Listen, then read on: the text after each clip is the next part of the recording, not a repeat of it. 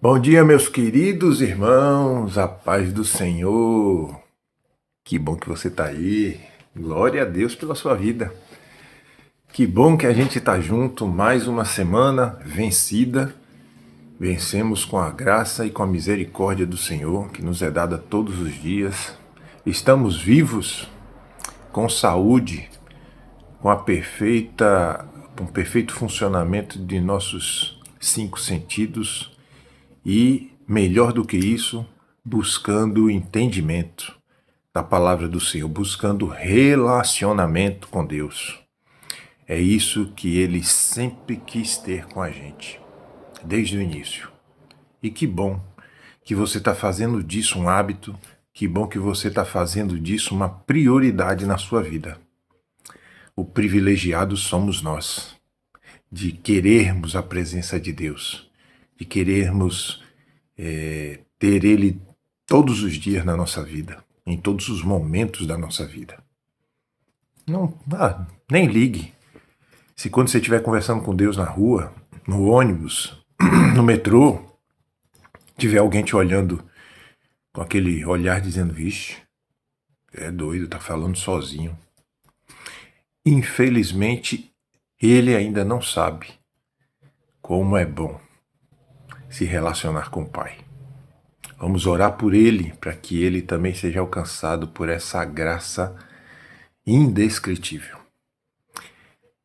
E a forma que temos de fazer com que isso chegue até esses nossos próximos, que ainda não foram alcançados por essa graça, é compartilhar a palavra de Deus.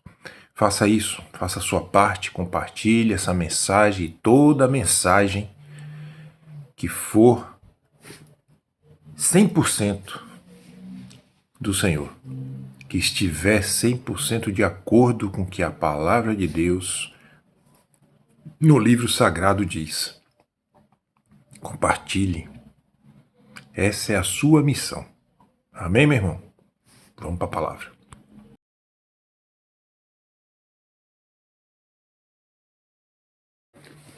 A palavra do Senhor hoje está em Mateus, capítulo 4, sobre a tentação de Jesus. Então foi conduzido Jesus pelo Espírito ao deserto para ser tentado pelo diabo. E tendo jejuado 40 dias e 40 noites, depois teve fome. E chegando-se a ele o tentador disse, se tu és o Filho de Deus, manda que estas pedras se tornem pães. Ele, porém, respondendo, disse, está escrito, nem só de pão viverá o homem, mas de toda a palavra que sai da boca de Deus. Então o diabo transportou a cidade santa e colocou-o sobre o pináculo do templo. E disse-lhe, se tu és o Filho de Deus, lança-te daqui embaixo, porque está escrito, que aos seus anjos dará ordens ao teu respeito, e tornar-te-ãos nas mãos, para que nunca tropeces em alguma pedra. Disse-lhe, porém, Jesus, também está escrito, não tentarás o Senhor teu Deus. Novamente o transportou o diabo a um monte muito alto, e mostrou-lhes todos os reinos do mundo, e a glória deles. E disse-lhes, tudo isto te darei, se prostrado me adorares. Então disse-lhe Jesus, vai-te, Satanás, porque está escrito, ao Senhor teu Deus adorarás, e só a ele servirás. Então o diabo o deixou, e eis que chegaram os anjos e o serviram. Essa passagem da tentação de Cristo, todos nós conhecemos, até o ateu conhece, né? Porque ele diz que não acredita em Deus, mas até o ateu já parou na Semana Santa para assistir um filme sobre a tentação, a morte e ressurreição de Jesus. Mas o que diz esta passagem? Jesus foi tentado. Muitos perguntam por que o Espírito de Deus mandou Jesus para o deserto para ser tentado pelo diabo. E aí uma reflexão, não minha. Eu gosto muito de compartilhar também reflexões de outras pessoas que eu sigo na internet, ou que eu, às vezes, na busca por leitura, por compreensão da palavra de Deus, busco ler sobre as interpretações de outras pessoas. E aí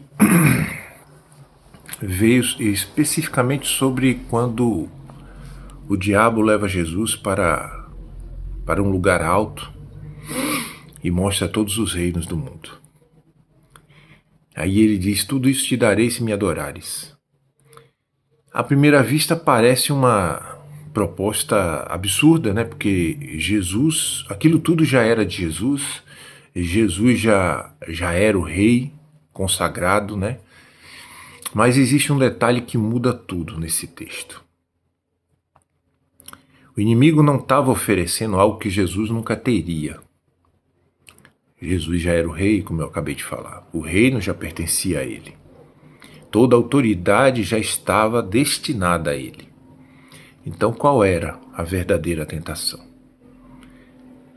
Não era sobre o destino, porque o destino nós já sabíamos, e Jesus já sabia também, que o destino era a glória, era a autoridade que foi dada sobre o nome dele, sobre tudo que está no céu, na terra e debaixo da terra. Era sobre o caminho. Satanás sabia que antes da coroa viria a cruz, antes da glória viria o sofrimento, antes da exaltação viria a obediência. Por isso a proposta era tão tentadora, tão sedutora. Você pode chegar ao mesmo lugar sem passar pelo processo. Um reino sem sofrimento, glória sem obediência, destino sem cruz. Talvez seja exatamente essa tentação que mais nós enfrentamos hoje. Porque o inimigo raramente tenta destruir a promessa, ele tenta encurtar o caminho. Queremos a cura sem transformação. Queremos a promessa sem espera. Queremos ministério sem caráter. Queremos autoridade sem submissão. Mas Jesus entendeu algo que muitos ainda não entenderam. O problema nunca foi o que estava no final do caminho. O problema era tentar chegar lá, sem Deus. A cruz não foi um acidente. A cruz era o próprio caminho. E talvez alguma das maiores batalhas da sua vida não seja entre o certo e o errado, mas entre o propósito de Deus e os atalhos que parecem mais rápidos. Meu irmão, o que é mais perigoso para um cristão? Perder a promessa ou aceitar um atalho? Esse resumo que eu fiz dessa leitura que eu fiz sobre alguém que também busca essa compreensão da palavra, essa aproximação do Senhor, fez-me pensar. Quantas vezes os atalhos são colocados à nossa frente para facilitar a nossa vida? E quantos deles não vêm disfarçados de bênçãos? Porque o diabo ele é astuto. Ele não vai mostrar o caminho da perdição como ele realmente é. Ele vai disfarçar de coisa boa para te enganar, para nos enganar. E aí essa reflexão vem perguntando: quantas vezes, né, a gente passa por isso? E quantas dessas vezes a gente não escolhe o atalho? E aí depois quebra a cara. E aí depois vem a consequência de tomar um caminho mais curto, mais rápido. E aí as consequências são dolorosas, são desastrosas, são destruidoras. E aí a gente quer botar a culpa em Deus. Sendo que quem tomou o caminho mais curto foi você. Deus não tinha nada com isso, pelo contrário, Deus está o tempo inteiro nos mostrando, não vai por aí. Vai pelo caminho certo. Ah, mas ele é doloroso. Não importa, é o caminho certo. Irmão, entenda uma coisa. O Novo Testamento mostra que Jesus veio comprometido em cumprir a vontade de Deus, não a dele. E ele sabia que sofrimento era o que esperava por ele, desde quando ele começou o ministério. Mas nem por isso, em nenhum momento, ele abandonou. Ele foi obediente até a morte na cruz. Todo o sofrimento que você puder imaginar, que nenhum de nós é capaz de suportar, ele passou. E a mensagem está dizendo exatamente que o caminho certo é doloroso, é sofrido, é cheio de perseguição, é cheio de ameaças de morte. Tudo. Mas se é em nome do Senhor, ô meu irmão, Ele deu a vida por você. Então vale a pena. E Jesus promete que o que nos aguarda, se resistirmos até o fim, está lá em Apocalipse. A coroa é nossa. Só por isso aí já vale a pena.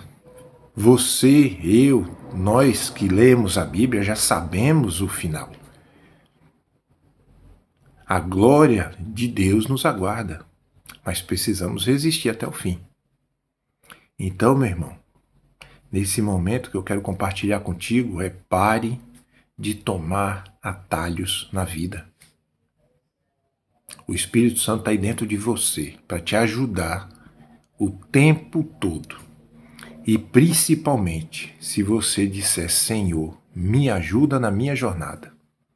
Me conduz, me instrui na minha jornada. Ele vai te avisar quando o atalho que for colocado na sua frente, disfarçado de bênção, vai por aqui é melhor, é mais rápido. Você vai contornar isso, isso e isso. O Espírito Santo vai te avisar, não vá por aí. Isso é caminho de perdição. Isso é armadilha do diabo. Trilhe o caminho certo. A palavra de Deus diz, Senhor, endireita, se há em mim algum caminho torto para o mal, endireita as minhas veredas. Clama, meu irmão, pelo Espírito Santo que está aí dentro de você. Ele vai te direcionar, ele vai dirigir sua vida, vai te conduzir pelo caminho certo, mesmo que seja o caminho mais doloroso que você vai passar. Mas creia, Jesus garantiu. Estreita é a porta, mas os que escolherem passarem por ela, a glória de Deus os aguarda. E essa promessa, meu irmão, quem fez não mente. Amém? Um grande abraço para todos.